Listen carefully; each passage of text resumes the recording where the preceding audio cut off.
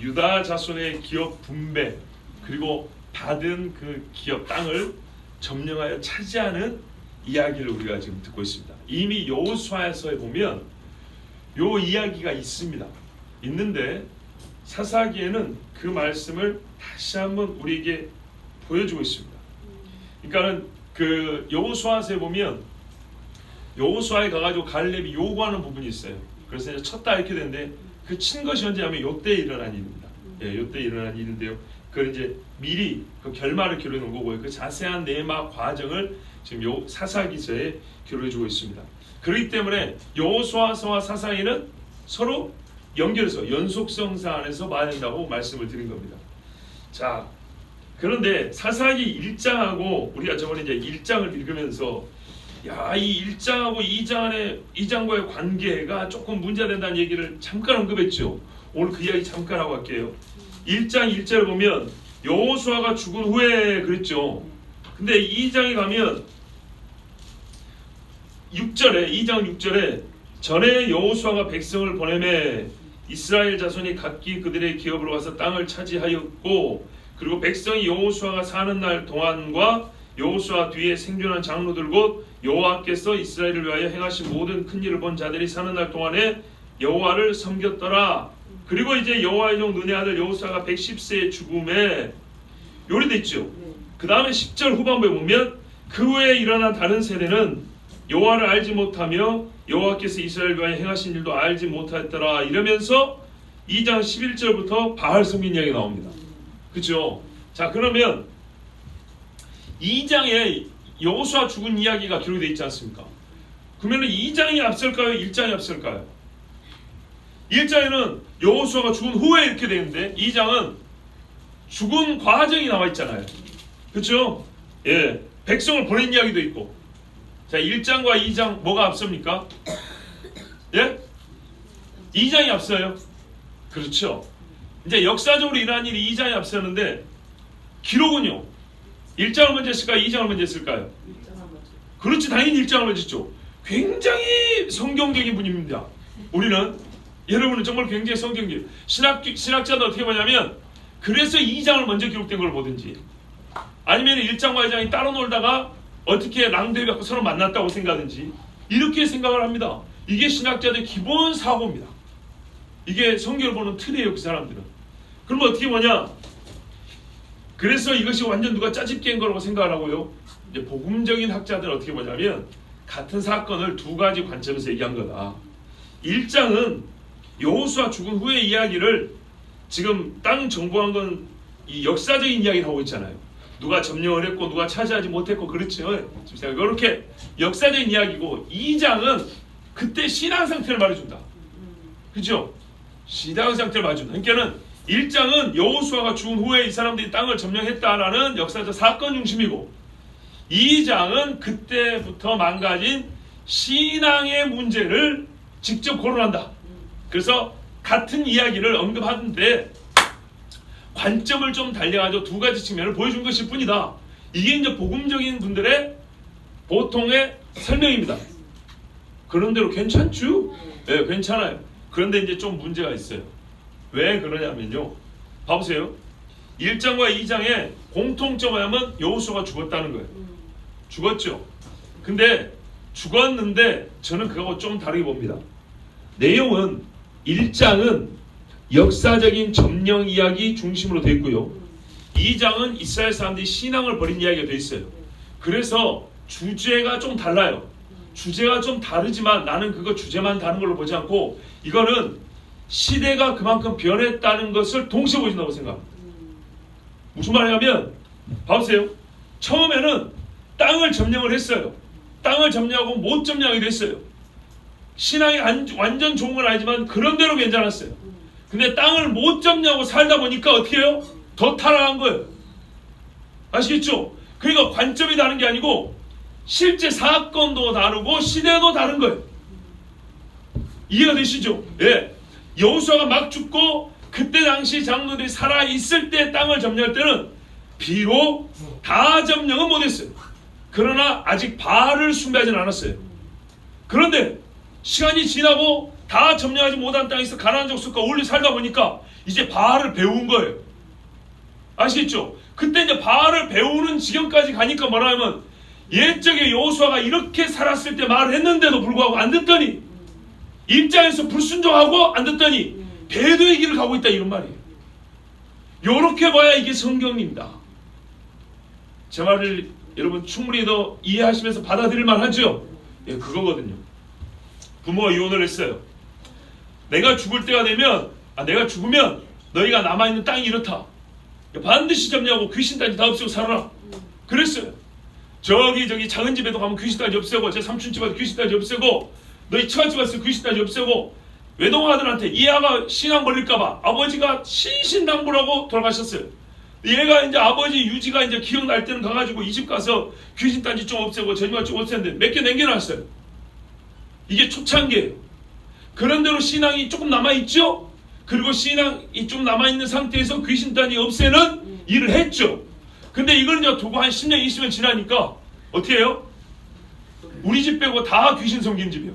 그러니까는 제사라고 여집 가서 밥 먹으라고 불러, 저 집 가서 소주 한번 따라고 불러, 묘에 한번 가자고 타자 불러. 그러니까 어떻게 해요? 따라가다 할아버지 옆에 있으니 할 수 없이 고개를 숙였다가 말다가 이러다가 나중에는 그냥 300원 입고 그냥 넙죽 절하죠. 어떻게 됐단 말이에요? 그때가 되니까 옆에 있던 친구가 그 외동아들 보고 어이 자네, 다시 얘기해요. 자네 아버지가 살았을 때 이런 말을 하고 자네가 저기 장례를 치르면서 그 장례 치르면서도 아버지 말씀을 생각하면서 나한테 우리 아버지가 이런 요한입니다. 그런 말까지 했지. 근데 지금 어찌 자네가 지금 귀신을 다 섬기고 있는가?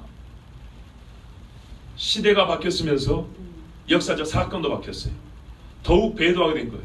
결정적 증거가 뭔지 아십니까? 2장 10절 보세요. 그 세대 사람도 다 그 조상들에게로 돌아갔고 그 후에 일어난 다른 세대는 여호와를 알지 못하며 그랬죠. 그 세대 사람들이 누굽니까? 7절에 여호수아와 여호수아 뒤에 생존한 장로들 곧 여호와께서 이스라엘과에 행하신 모든 큰 일을 본 자들이죠. 그럼 물어보겠습니다. 갈렙이 여기 포함되니까 안 됩니까? 포함되죠? 그 말이에요. 갈렙이 살았을 때는 그 후 다른 사람 부르지 않아요. 1장에 갈렙이 나온단 말이에요. 이게 2장은 갈렙 죽은 다음이에요. 그리고 보세요. 갈렙은 여호수아하고 동년배죠. 나이가 비슷하죠. 근데 말했어요. 여호수아 뒤에 생존한 장로들 있죠. 여호수아보다 후배들까지 얘기하고 있는 거예요. 여호수아가 광야 출신 중에 나이가 제일 많은 축이에요. 왜? 그 시대 사람 다 죽고 하나님이 남겨놨잖아요. 그리고 나머지는 20살 밑으로 애들이 커가지고 지금 60 먹어가지고 어떻게 들어왔어요? 가나안 들어왔죠. 60 먹고 가나안 들어온 사람들이에요. 최고로 나이 많은 사람이 60살이라고요. 그러면 평균 연령이 여호수아 110세에 죽고 모세 120세에 죽었으니까 어린 잡고 100살 살았다 치자고요. 100살 살았으면 이 사람들이 최소 3, 40년 더 살았다는 얘기입니다. 이해가 되시죠? 그러니까는 이 3, 40년 선배들이 살 때는 점령을 하러 가기도 갔고 하나님께 일장일치처럼 물어도 보고 싸우기도 하고 온전히 점령은 못했지만 그래도 하나님 싸웠다고요. 문제는 싸웠는데 요양반들이 죽고 갈렙도 죽고 나니까 그 후세는 어쨌다고요? 싸우지를 않아요. 아예 싸우질 않고 바알을 이렇게 받아들여 버렸다고요. 배워버렸다고요. 그러므로 여러분, 제가 지금 여러분께 말씀드린 거는 우리는 성경을 약간의 현실성, 진짜 실제의 눈을 가지고 보면 아주 쉽게 읽힙니다. 있는 그대로 받아들이면 전혀 어렵지가 않습니다. 우리의 현실 그대로는 이게 우리의 삶입니다. 삶. 실제로 한 집과 한 나라에서 일하는 삶입니다. 그런데 그러지 않고 진짜 신학적으로 읽으려고 애를 쓰고 그 학자들의 고상한 것만 들으면 죽도 밥도 안 됩니다. 진짜 이게 죽인지 밥인지 모르는 회상망측한 소리로 수십 페이지 이렇게 글을 써냅니다. 근데 읽고 보면 뭔 말인지도 모르고 하나 은혜도 안 되고 믿음의 도움도 전혀 안 됩니다. 성경을 보면 성경이 기록한 이유가 우리에게 믿음도 더하고 교훈도 주고 책망도 하고 하나님의 삶을 온전케 한다고 그랬거든요. 선한 일을 행하는데 온전케 한다고요. 그런 책을 읽으면 이 말씀대로 어떤 선한 일을 배울지 알 수가 없어요. 근데 우리가 성경대로 보면 뭘 배우죠? 점령해라 했으면 점령해라. 조상들이 바르게 가르쳤으면 순종해라. 그러지 않으면 아무리 내가 자신만만해도 바르게 넘어간다. 얼마나 교훈이 바로 나옵니까? 성경대로 보는 겁니다. 성경대로. 그래서 제가 이거는 2장을 볼 때 어차피 보겠지만은 우리가 성경을 볼 때 해석을 할 때 이런 요사하고 괴사한 이야기를 들을 필요가 없고 보이는 그대로 성경 안에서 우리가 놓치지 않았고 꼼꼼히만 읽으면 아주 은혜되고 귀중한 교훈들을 항상 얻어낼 수 있다는 걸 말씀드리려고 오늘 미리 말씀을 드립니다. 나중에 누가 와서 1장과 2장이 어쩐지 이 소리는 왜 그러냐면 창세기도 나와요. 창세기도 1장에 창조하다 그러고 2장에 창조하다 똑같은 소리를 해요. 이게 현대 신학자들이 하는 괴변입니다. 그래서 결국에 어떻게 하면 성경을 못 믿을 거라고 합니다. 그 말의 결론이 뭡니까? 그래서 사람이 쓴 글이다 보니까 이렇게 말도 안 되는 소리가 있다. 그러니까 믿을 거 없다는 게 그들의 결론입니다. 자, 그런 말은 들을 필요가 없습니다. 분명히 그 세대 장로들과 지도자들이 있을 때는 이스라엘이 연약했지만 하나님께 여쭙고 가나안과 싸웠습니다. 그러나 갈렙을 비롯한 그 세대에 하나님이 하신 큰 일을 본 자들이 죽은 다음에는 그 다음 세대는 마치 요셉을 모르고 태어난 애굽의 왕처럼 하나님의 행하신 일을 몰라서 그들은요 말 그대로요 하나님이 행하신 일을 모르더라. 하나님을 모르니까 바알을 섬겼더랍니다. 하나님을 잊어버린 거하고 바알을 배운 거하고 이게 정확히 교차합니다. 그런 세대가 있지 않으면 어떻게 될까요? 실제로 신앙의 단절이 여기서 오는 겁니다. 예, 지난 우리 강사 목사님도 그 리더십 이양 문제를 하셨는데 실제 문제는 한 사람의 지도자 문제 아니고 여호와를 알지 못하는 세대가 큰 단층 땅이 갈라지듯이 말이죠. 한 사람이 산 사람이 아니라 민족 단위에서 앞선 민족 한 세대에서 그 다음 세대로 이게 전체가 끊겨졌다는 겁니다. 38선이 남북을 쫙 갈라버린 것처럼 이렇게 끊겨진 게 진짜 문제라고 말씀을 보여주고 있습니다. 자, 우리 이제 본문을 보겠습니다. 4절이죠. 유다가 시몬에게 가자 그랬습니다. 근데 왜 이렇게 했냐면 저번에도 잠깐 말씀드렸지만 우리가 조금 더 분명한 사실을 알아야 돼요. 사실을 알지 못하면 의미도 찾을 수 없어요. 맞죠? 여호수아 19장 1절에 보면 둘째로 시몬 곧 시몬 자손의 지파를 위하여 그들의 가족대로 제비를 뽑았으니 그들의 기업은 유다 자손의 기업 중에서라. 처음부터 땅이 유다 지파 가운데 들어 있었던 거예요. 처음부터. 그러니까는 싸울 때 같이 싸우는 게 사실상 가장 적합한 방법이었어요. 저번에 말씀드렸죠. 유다가 자기 땅 가운데 시몬 것이었는데 자기 것만 다 차지한 다음에 이기적으로 말이죠. 형제 보고 니는 니 거 와서 니가 싸워. 이거 웃기잖아요. 안 그래도 약한 형인데 그리고 자기 땅 딱 가운데 있는데 그거 이만큼 남겨. 진짜 요만해. 유다가 이만하면 시몬은 요만해요. 요만한 거 내가 놓고 요거는 니 거니까 니가 해. 니가 정리해. 여러분 이게 만약에 그랬으면 이건 칭찬했겠습니까? 우리가 그랬으면 이렇게 또 교류차했어요. 여러분 힘 있는 형제가 연약한 형제를 돕지 않고 이러면 안 돼요. 또 이렇게 했을 거예요. 분명히 설교를. 이거는 큰 잘못이 아닙니다. 생각을 해보세요. 자기 땅 가운데 손바닥만한 땅이 시몬 땅이에요. 저번에 지도 보셨지만 유다에 비하면 손바닥만한 작은 땅이에요.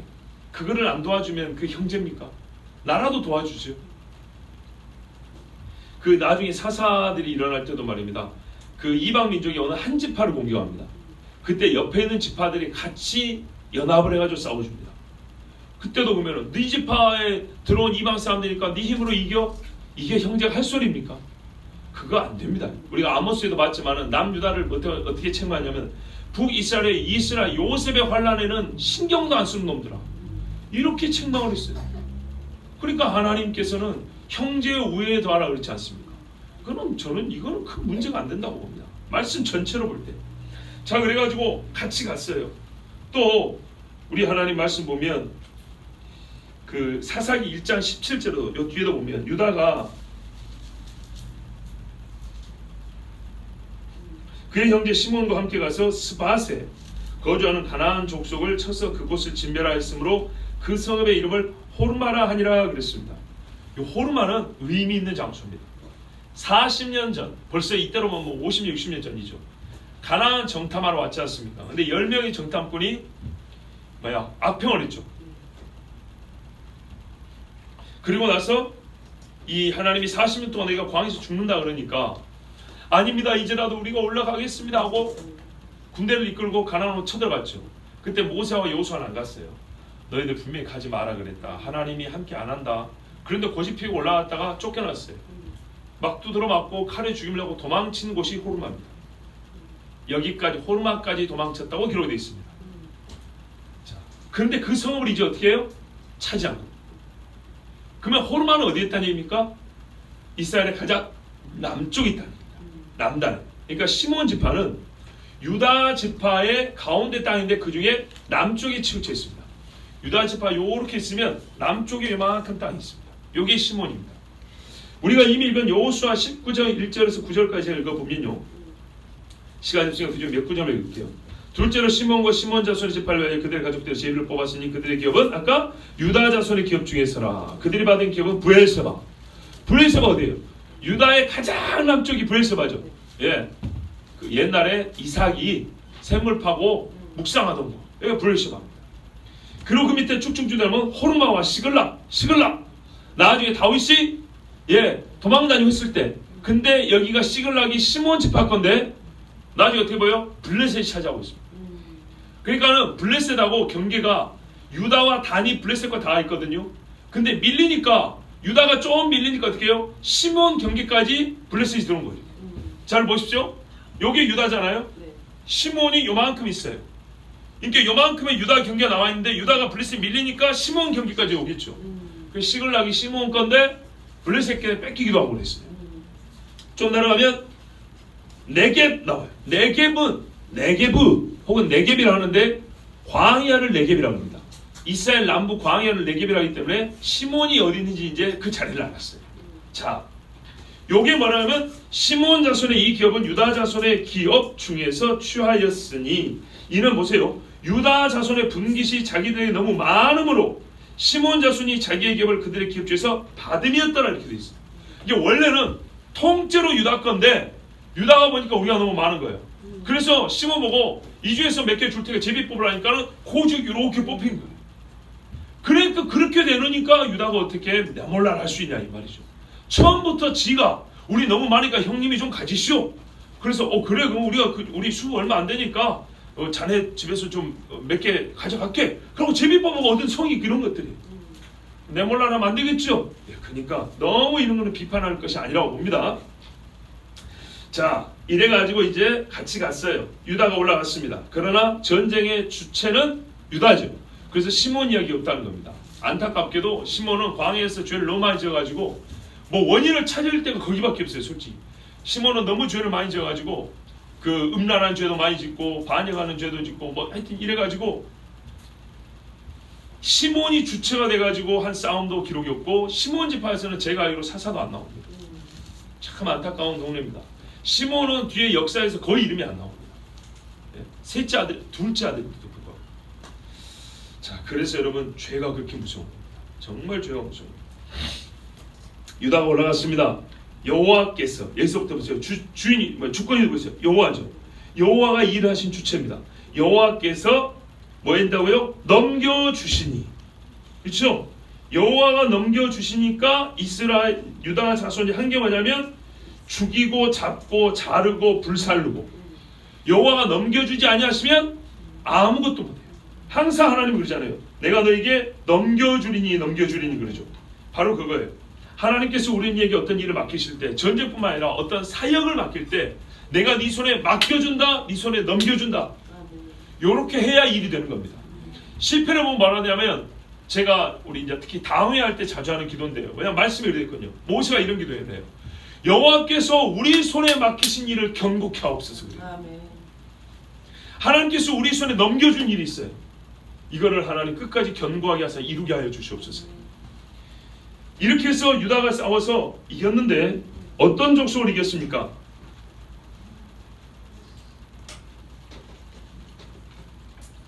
형규 형제 지금 어디 하고 있냐면 사사기 1장 4절 하고 있어요. 자, 봐봐요. 성경이 없어? 자, 어떤 족속을 이겼죠? 유다가 가나안 족속과 또 브리스 족속. 우리가 이제 초반이니까 정리를 하고 넘어가자고요. 하나님께서 이스라엘에게 무슨 땅을 줬습니까? 가나안 땅이죠. 그러면 가나안 땅에는 누가 살고 있을까요? 가나안 족속이 살고 있겠죠. 그런데 성경에 보면 여부스 족속, 아모리 족속, 헷 족속 이렇게 나오죠. 그럼 이것들은 뭐예요? 가나안 땅이고 가나안 족속이 사니까 가나안 땅이라고 해요. 근데 오만 족속이 다 나옵니다. 그죠?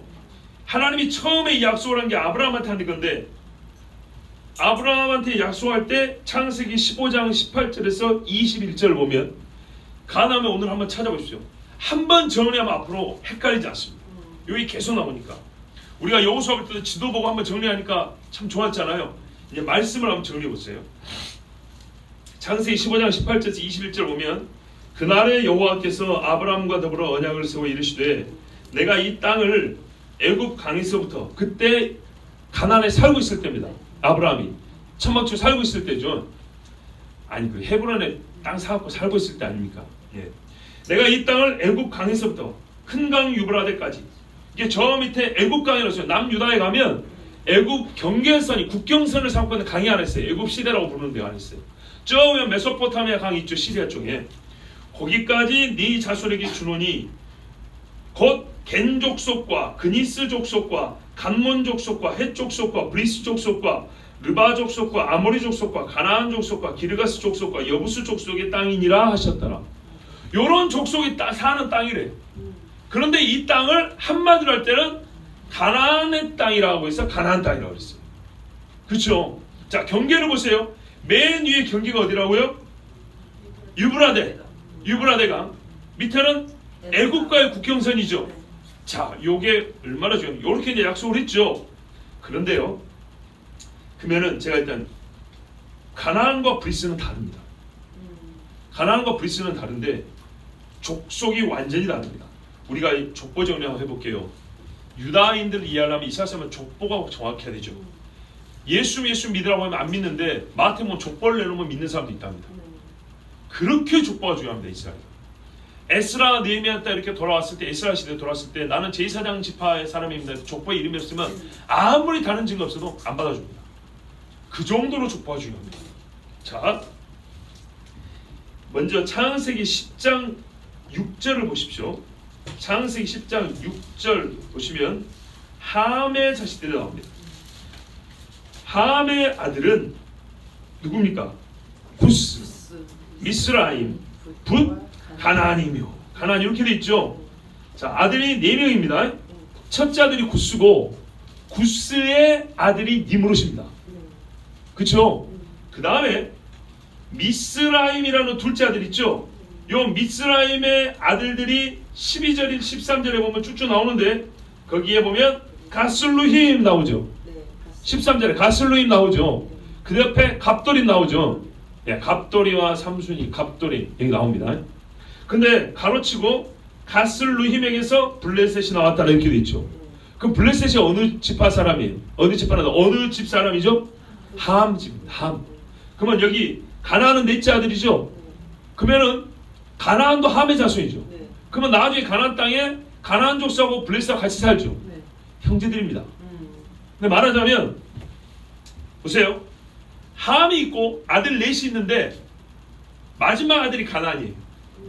넷째 아들이 가나안입니다. 둘째 아들이 미스라임인데 둘째 아들의 아들이 블레셋이라요. 그러니까 블레셋과 가나안은 삼촌 조카가 아니에요. 아시겠죠? 한 집안이에요. 자, 그런데 노아가 술 취해가지고 옷 벗고 누워있을 때 함이 와가지고 형을 보고 막 조롱했죠. 형제들 간에. 그때 노아가 깨닫고 뭐라 그랬습니까? 가나안은 저주를 받아 그랬죠. 그럼 무슨 말인지 아시겠죠? 홍수에 함이 아들 넷을 낳은 다음이에요. 시간이 꽤 많이 지난 거라고요. 엊그제 홍수 끝나고 오늘 그런 게 아니에요. 넷째 아들을 낳을 때 가지고 가나안에게서 함의 성품, 함의 성질을 발견할 정도로 가나안이 컸을 때 이야기. 넷째 아들도 제법 컸을 때 이야기라고요. 이때 이미 어떻게 해요? 타락하고 있었다는 이야기입니다. 함의 집은. 함 아버지와 그 네 아들이 벌써 마지막 아들까지도 타락하고 있었다는 얘기입니다. 첫째 아들 구스의 아들 니므롯은 벌써 나이가 제법 먹었겠죠. 싹수가 벌써 노란 게 노아 눈에 보였을까요? 안 보였을까요? 보이죠. 보인 거예요. 그래서 가나안을 저주를 해버렸어요. 가나안은 뭐냐면 셈의 종이 된다. 결국 그래서 아브라함 집의 종이 된다고 하나님이 말씀하신 그대로 이루어 주신 겁니다. 자, 이제 요렇게 일단 놓고요. 근데 참고로 13절을 보면, 창세기 10장 13절을 보면 갓슬로 히맥에서 블레셋이 나왔죠.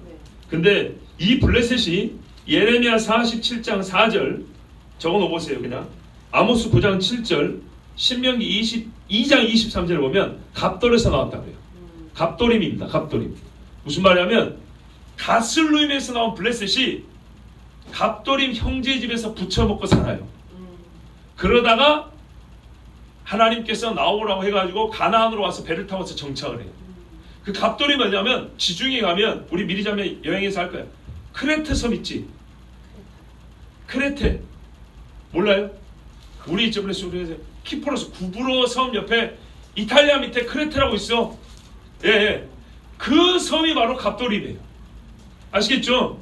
자, 이탈리아 밑에 섬 안인데 거기가 크레테고 옛날 말로 거기가 갑돌임이에요.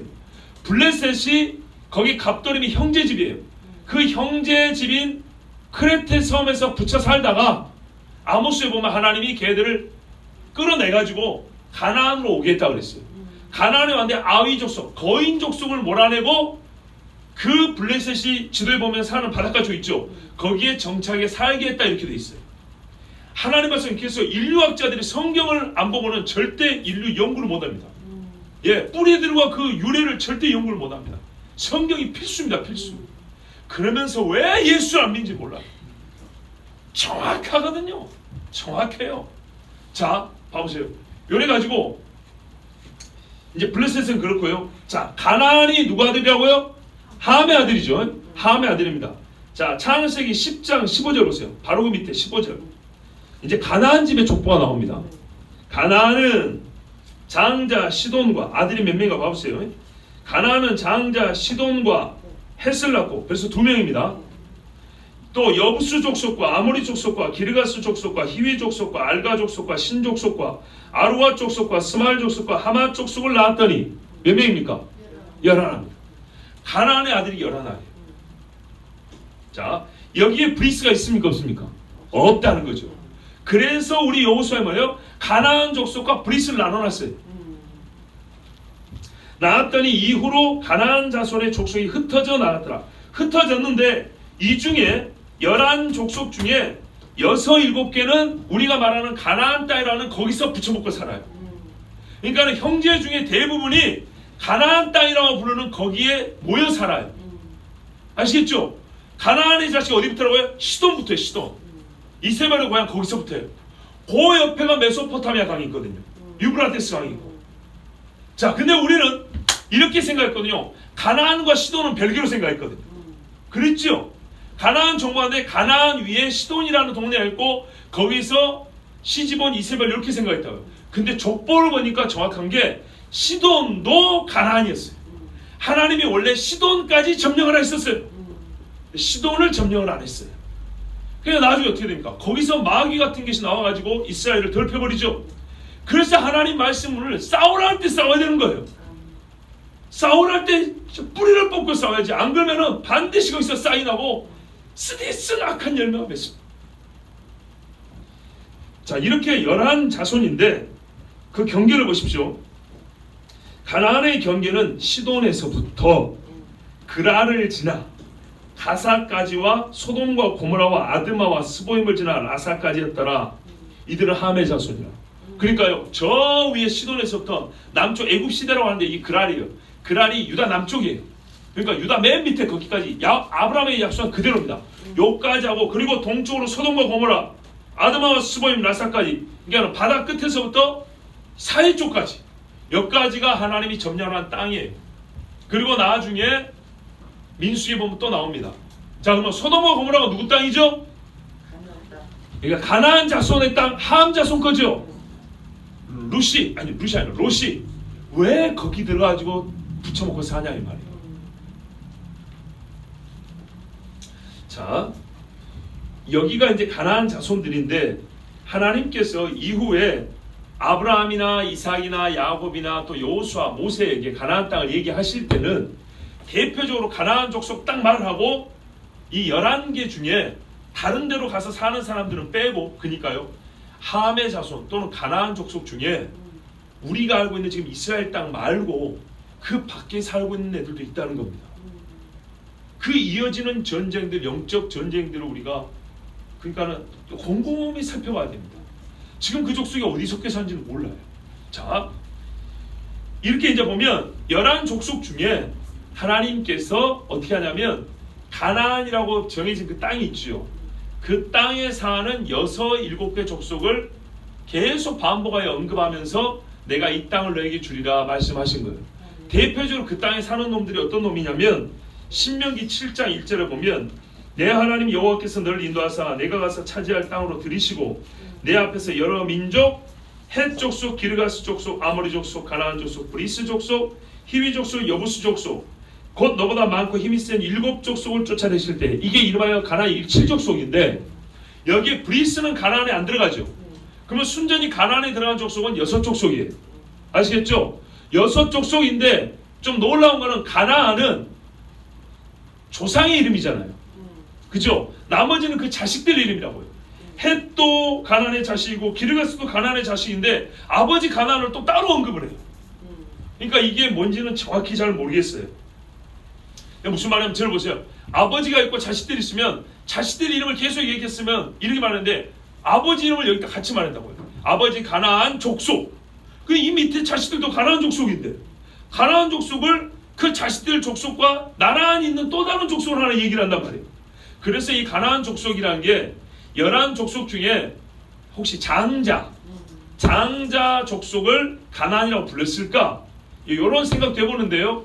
하여튼 성경에는 분명히 가나안과 그의 아들들이 사는 땅을 가나안 땅이라 하고 11아들 중에 6, 7 아들이 6, 7개가 성경에 따라 이름을 얘를 뺐다가 얘를 넣었다 이렇게 왔다 갔다 해요. 그래서 한 6, 7족속이 가나안 땅이라는 곳에 살고 있었어요. 그리고 이제 비가나안 족속으로서 누가 시작하면 블레셋이 있었고 브리스 족속 같은 사람들이 있었어요. 아시겠죠? 자, 야, 여러분 굉장히 우리가 이 족보에 대해서 지금 상당히 이 식견이 높아진 것입니다. 자, 요래 해가지고 가나안 족속과 브리스 족속을 지금 나눠서 유다가 쳤다 이렇게 되어 있습니다. 참고로 여호수아 24장 11절에도 나옵니다. 아모리, 브리스, 가나안, 헷, 기르가스, 히위, 여부스 7족속이 나옵니다. 그러니까 이 말씀이 계속 반복되기 때문에 오늘 말씀은 반복되기 때문에 한번 전체적으로 한번 살펴드렸습니다. 그러면 무슨 말이냐? 여호수아 당시에 가나안 족속들이 6, 7개 있었죠. 요거를 다 멸하지는 못했던 모양이고요. 또 그 외에 브리스 족속이라는 자들과 함의 자손인 가나안이 아닌 가나안의 형제인 미스라임의 아들인 블레셋도 여호수아 당시에 다 못 이겼던 거예요. 그 남은 자도 있었어요. 그러면 우리가 아니 여호수아는 왕을 31명이나 죽였다는데 어째서 못 이겼다느냐? 우리가 이렇게 구분해야 돼요. 왕을 잡아 죽인 거는 성공을 했어요. 그런데 문제는 하나님이 거기 있는 사람들 다 죽이라고 그랬거든요. 이게 참 잔인하지만은 이어지는 역사를 보면 그 이유를 알 수가 있어요. 다 죽이거나 쫓아오라고 그러라고 했어요. 걔들 도망가서 살 길을 찾든지 아니면 안 가고 버티면 죽이든지. 왕을 죽였지만은 다 죽은 건 아니잖아요. 하나님의 명령은 그래서 헤라임이었어요. 싹 없애는 거였어요. 이게 인류학자, 도덕학자, 성경학자, 정치학자 모든 사람들이 걸림돌이에요. 어떻게 사랑의 하나님이 다 죽이려 하냐? 이거는 히틀러 유대인 죽이면 더 험하다 이거죠. 실제로 그래요. 모양새는 더 험해요. 더 잔인해요. 그런데 여러분 우리가 이제 이어지는 역사를 보면 여차하면 이 사람들 때문에 우리 구원 못 받을 뻔했어요. 왜냐하면 마귀는 이스라엘을 그렇게 없애거든요. 나중에 꼭 이스라엘을 그렇게 없앴단 말이에요. 그래서 메시아가 오는 길을 막아버리려고. 그렇기 때문에 하나님은 우리 구원을 위해서 하신 거기 때문에 우리가 하나님 앞에서 너무 착한 척 하면 안 돼요.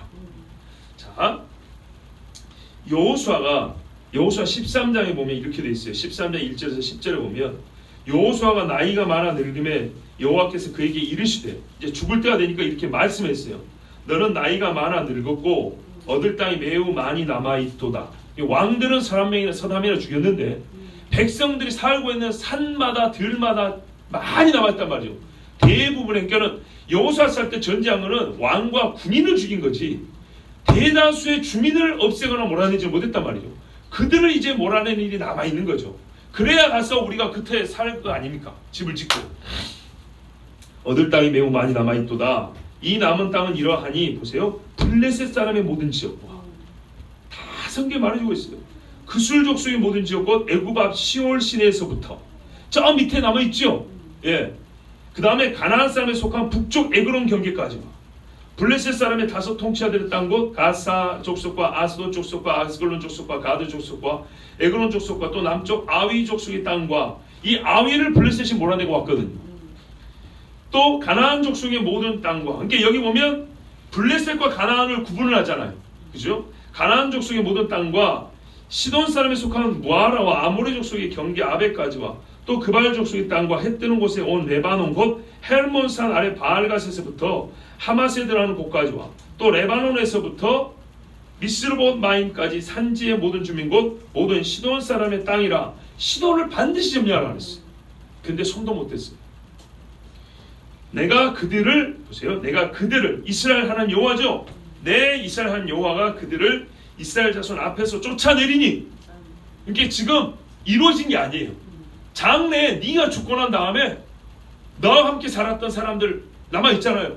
그들 뒤에서 내가 쫓아낸다 그랬어요. 그러니까 여호수아 죽은 후에 백성들이 여호와여 이제 그 말씀들 요 말씀들 쫓아내는 누가 올라가리까 매우 정상적인 거예요. 쫓아내리 내가 쫓아내리니 뭐 하면 돼요? 믿고 나가면 돼요. 그리고 쫓아낸다니까 끝까지 싸우면 돼요. 근데 이스라엘 사람들이 요거를 포기했어요. 너는 내가 명령한 대로 그 땅을 이스라엘에게 분배하여 기업이 되게 하되 너는 이 땅을 9지파와 므낫세 반지파에게 나누어 기업이 되게 하라 하셨더라. 그래서 여호수아가 이제 딱딱딱 나눠주고 요게 너희가 가서 점령해야 할 땅이니까 실시 했단 말이죠. 그런데 그게 이루어지기 전에 여호수아가 죽게 됩니다. 그러나 이 말씀을 다 들었기 때문에 그 세대 사람들은 이 말씀을 들었기 때문에 여호와여 누가 올라가리까라고 이렇게 단도직입적으로 질문할 수 있었어요. 그리고 그러면 유다가 먼저 가라. 왜? 앞에는 다 정리가 됐잖아요. 땅 다 나왔고 어디로 갈지 다 나왔으니까 이제 누가 먼저 싸우느냐만 나왔기 때문에 유다가 먼저 가게 된 겁니다. 자 이래가지고 유다가 갔는데 유다가 받은 땅에 가보니까 누가 있었다고요? 그 가나안 족속이라는 사람들하고 브리스 족속이라는 사람들이 주로 있었고 그 중에 유다 땅 중에 헤브론 지역 기럇 아르바라는 헤브론 지역에는 아모리 족속과 거인들이 때를 지어 살고 있었어요.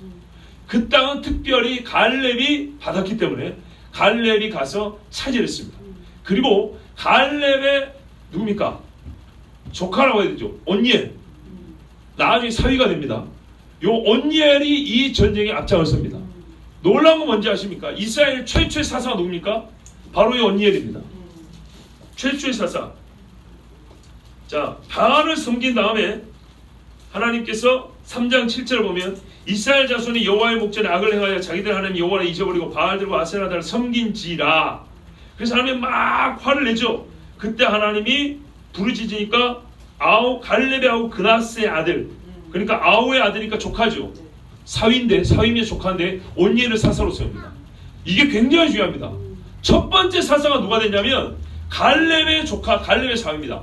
즉 갈렙과 함께 칼을 들고 헤브론을 점령했던 승리의 경험이 있는 사람이고 그 앞선 세대에 하나님께 순종하고 승리한 것을 진짜 제대로 배운 사람입니다.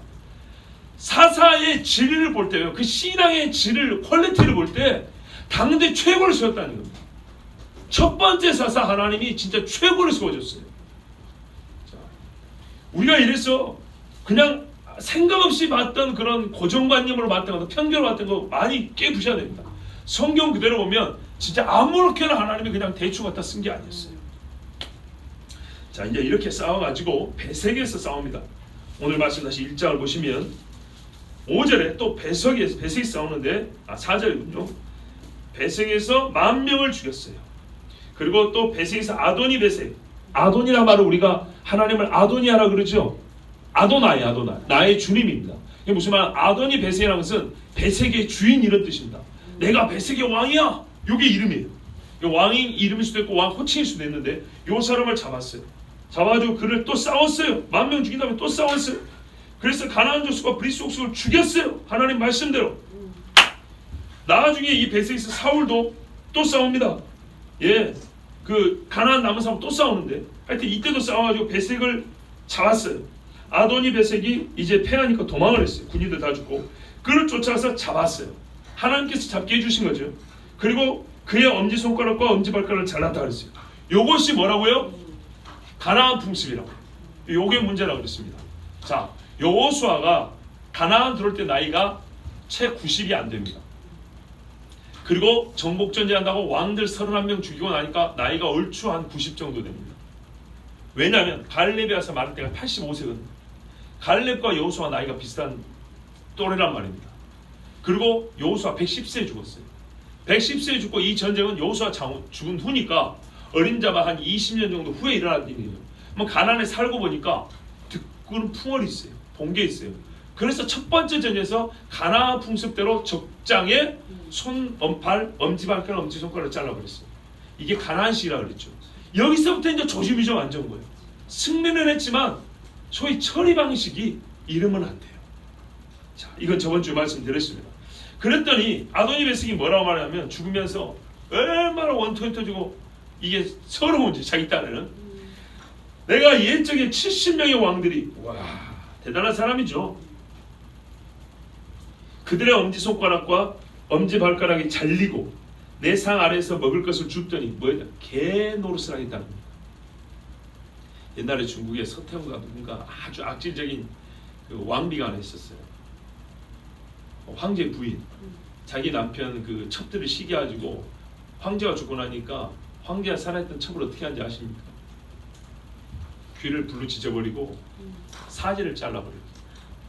군인들 시켜갖고 간간 당하게 하고 사지를 잘라버리고 돼지막에 넣어놨어요. 똥오줌만 싸면 막 그 지푸라기 쏘서 막 진짜 돼지같이 자기 어린 아들이 황제가 됐는데 애한테 보여줬어요. 뭐처럼요? 어머니 돼지처럼 보입니다. 팔다리 없는데 돼지처럼 보입니다. 근데 나중에 알았어요. 자기 아버지의 사랑하는 첩이었다는 걸 알았어요. 작은 엄마죠.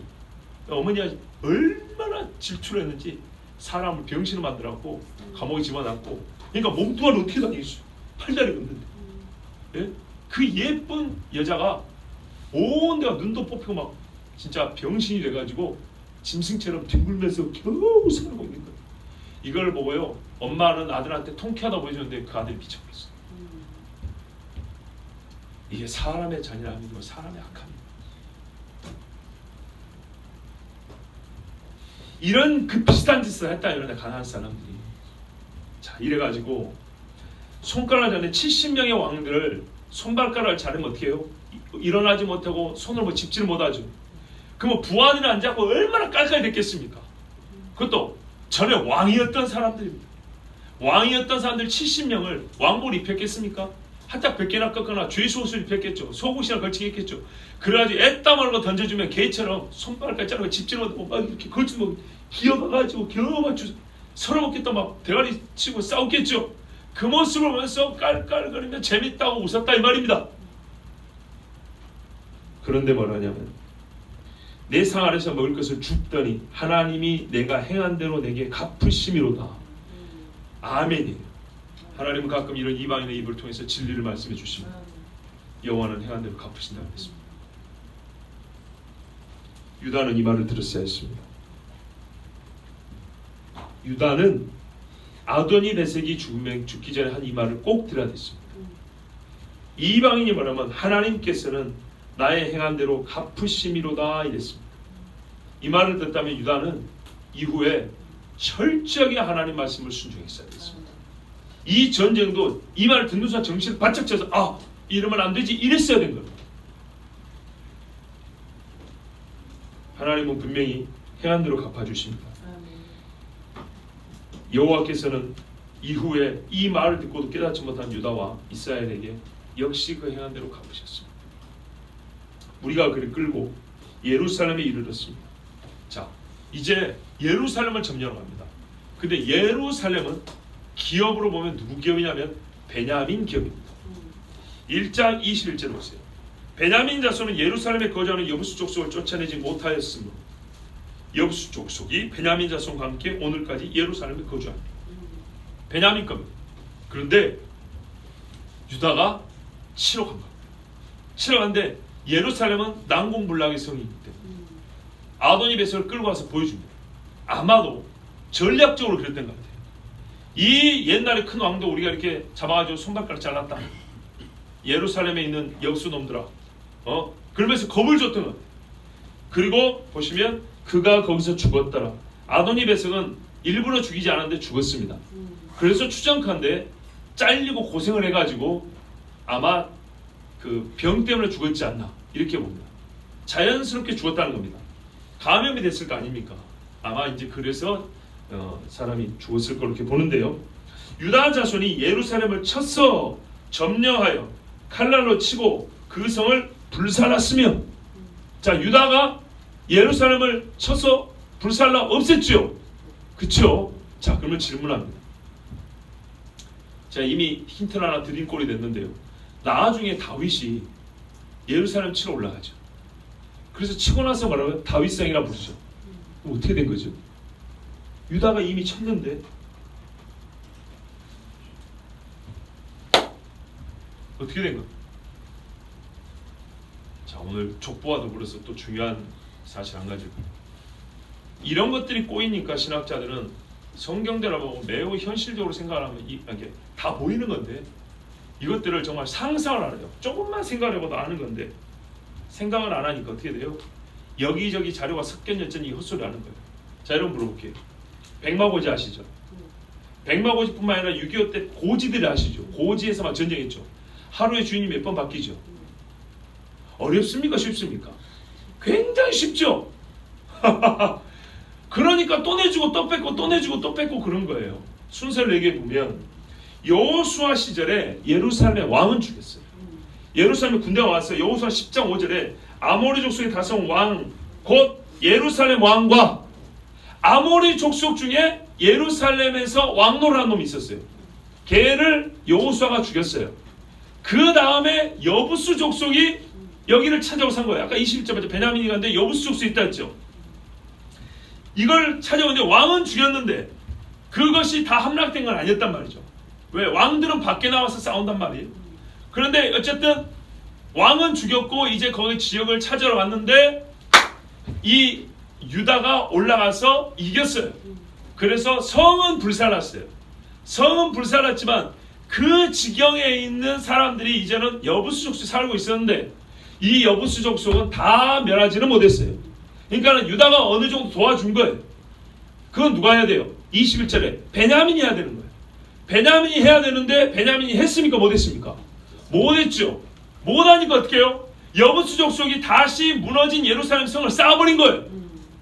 쌓아버리니까 어떻게 해요? 여부수 족속이 살고만 있는 게 아니라 성을 쌓아놓으니까 이제는 이스라엘 사람들이 어떻게 해보지를 못하죠. 그때 다윗이 어떻게 해요? 다윗이 가서 이제 그 여부수 족속이 쌓아놓은 성을 다시 무너뜨린 거예요. 그때 어떻게 합니까? 여부수 족속이 자기들이 하도 성을 강하게 쌓아놓으니까 다리 저는 자하고 뭐라 그랬더라, 눈먼 자가 하여튼 장애인이 지켜도 다윗 니까지 거 이길 수 있어. 그러니까 다윗이 성질이 나가지고 누가 저희 가서 멸하겠냐. 그래서 요압 장군이 나가죠. 그런 다음에 화가 나가지고 장애인 다리 저는 사람들 다 죽여버렸어요.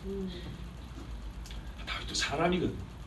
여부수 족속이 하도 그렇게 조롱을 해놓으니까 이제 과정을 아시겠죠? 자, 순서대로요. 원래 여기는 누가 살던 데입니까? 성경 처음을 보면 그렇죠. 멜기세덱이 사는데요. 멜기세덱 살레만. 멜기세덱 이후에 가나안의 아들인 아모리가 여기서 왕으로 살았어요. 걔를 여호수아 주니까 여부수 족속이 지금도 형제니까 같이 살았겠죠. 그런데 유다가 와가지고 그 성을 다시 불살라버렸어. 왕을 죽이고 성을 불살랐어. 그리고 베냐민한테 이제 잔당들, 여부수 족속의 잔당들은 네가 정리해라 했는데 베냐민은 아이고 형님 나는 귀찮아서 안 할랍니다. 이래버렸어요. 그래서 여부수가 살다 보니까 어떻게 해요? 베냐민이 예루살렘 그 중요한 자리를 여부수한테 완전 뺏겨버렸어요. 그래서 여부수가 힘이 세지니까 아예 성을 다시 쌓아버렸어요. 그리고 나중에 유다 지파에 다윗이 와서 다시 그 성을 무너뜨리고 차지하고 이름을 아예 다윗성으로 바꿔버립니다. 근데 여러분 이게 과정이에요. 그러니까 성경은 하나 이상한 게 아니에요. 아니 언제 무너졌다더만 또 언제 이게 성이 있을 수가 있어? 그 시점만 생각해도 전혀 어렵잖아요. 또 성을 무너뜨리면 정복한 사람들이 다시 성을 쌓습니다. 왜? 자기가 공격당할 수 있기 때문에. 자, 이제 여기까지 우리가 들었는데요. 그 다윗이 이긴 거는 사무엘하 5장에 나옵니다. 6절 7절을 보면, 자, 여호와 하나님께 묻고 시작을 했습니다. 그런데 뒤로 계속 가다 보면 온전한 순종은 없습니다. 그러니까 일부 순종입니다. 왜냐하면 다 쫓아내라 그랬잖아요. 그러지 못하고 일부 순종이 나옵니다. 그리고 잠시 안식을 얻습니다. 일부 순종으로도 우리는 잠시 안식을 얻을 수 있습니다. 병을 일부만 고쳐도 조금 살만하죠. 그런 것입니다. 그런데 재발하죠. 더 무섭지요. 더 큰 악인을 멸하시고 약속한 땅을 주시는 하나님의 섭리, 공의. 왜냐하면 아모리 족속의 죄악에 관여하지 않았으므로 기다리라고 했어요. 그래서 이스라엘에 들어갈 때는 가나안 족속의 죄가 가득 찼기 때문에 그들을 멸하시면서 이스라엘은 들이시는 이 교체 작업이라고 그랬어요. 그래서 하나님의 공의의 심판을 봅니다. 그런데 우리는 한편 불순종이 점점 늘어가는 이스라엘을 보게 됩니다. 일부 순종하는데 부분 순종의 비율이 떨어지고 불순종의 비율이 높아지는 걸 본다는 겁니다. 그래서 2장에 가면 급기야 여호수아가 이렇게까지 명령했음에도 불구하고 바알을 숭배하더라고 이제 얘기를 하는 겁니다. 바알을 숭배하기까지. 지금은 바알을 숭배하지는 않습니다. 왜요? 여호와의 이름으로 전쟁하는 중이잖아요. 아직까지는. 우리가 이게 중요합니다. 싸우는 중에 보세요. 완전한 순종이 아닌 형태로 싸우면 그 부분 순종하는 데서 누룩이 싹 터가지고 이겼다 만세하는 동안에 들어와 스며있던 누룩이 커가지고 이겼는데 바로 순종하는 꼴이 일어날 수 있어요. 이게 무서운 겁니다. 교회가 의를 위해 싸우고 진리를 위해 싸울 때는요 확실하게 순종합니다. 철저하게 싸우기 아니에요. 그러지 않으면 더 크게 패하게 됩니다. 자, 유다 지파를 통해서 승리를 맛보았습니다. 여호수아 24장 3절 잠깐 한번 보시겠습니까? 여호수아 24장 3절 이하를 보시면, 내가 너희의 조상 아브라함을 강 저쪽에서 이끌어내어 가나안 온 땅에 두루 행하게 하고, 옛적 이야기를 합니다. 여호수아가 죽기 전에 마지막 설교한 겁니다. 그의 씨를 번성하게 하려고 그에게 이삭을 주었으며 이삭에게는 야곱과 에서를 주었고 에서에게는 세일산을 소유로 주었으나 야곱과 그의 자손들은 애굽으로 내려갔으므로 내가 모세와 아론을 보내었고 또 애굽에 재앙을 내렸나니 곧 내가 그들 가운데 행한 것과 같고 그 후에 너희를 인도하여 내었노라. 내가 너희의 조상들을 애굽에서 인도하여 내어 바다에 이르게 한즉 애굽 사람들이 병거와 마병을 거느리고 너희의 조상들을 홍해까지 쫓아오므로 너희의 조상들이 나 여호와께 부르짖기로 내가 너희와 애굽 사람들 사이에 흑암을 두고 바다를 이끌어 그들을 덮었나니 내가 애굽에서 행한 일을 너희의 눈이 보았으며 또 너희가 많은 날을 광야에서 거주하였느니라. 자, 이러면서 이제 광야 이야기가 나옵니다. 자, 왜 이야기를 읽어드리냐? 우리가 과거를 기억한다는 건 굉장히 중요한 건데요. 여호수아가 말한 것 중에 중요한 과거사 중에 중요한 게 한 가지 있어서 그럽니다. 뭐냐면 너희가 애굽의 군대가 쫓아올 때 수는 이스라엘 사람들이 훨씬 많았죠. 장정만 60만이니까. 그런데요 정규군한테 이길 수가 없기 때문에 홍해 앞에서 벌벌 떨고 하나님께 부르짖었죠. 철병거를 끌고 왔다고요. 그렇죠. 기마병을 끌고 왔는데 급하게 쫓아오니까 애굽의 모든 기병을 다 끌고 왔어요. 그런데 하나님이 어떻게 살려줬다고요? 홍해를 가르치고 그들을 엎었다는 거예요. 이렇게 해서 너희를 홍해를 건너게 하고 완전 출애굽을 시켜줬다는 겁니다. 맞죠? 이게 하나님의 승리 방식, 승리 공식입니다. 그런데 이스라엘이 불순종이 점점 커졌고 어떻게 합니까? 뒤에 가면 땅들을 점령 못하는데 이유가 보통 뭔지 아십니까? 그들은 철병거를 가졌습니다. 철병거를 가졌으므로 쫓아내지 못하였더라. 이게 대부분의 이유입니다. 여호수아의 말을 기억했었어요. 불과 한 60, 70년 전에 세계 최강의 군대를 보유한 애굽의 군대를 우리가 죽기 일보 직전에서 하나님께 어떻게 구원을 받았냐? 우리가 싸웠냐? 칼 들고 싸웠냐? 돌멩이 던졌냐? 아니, 하나님께서 바닷물에 몰살을 시켜줬지 않냐? 그 이야기를 기억했었어요. 근데 고작 이 가나안에 애굽에 비하지 못할 이 가나안 사람들의 철병거가 무서워서 올라가지 못하고 그들은 거인이라 가지 못하고 골짜기에 있고 산에 있어서 가지 못하고 진짜 말도 안 되는 이유들을 얘기를 하는 거예요. 애굽에 비하면 아무것도 아니에요.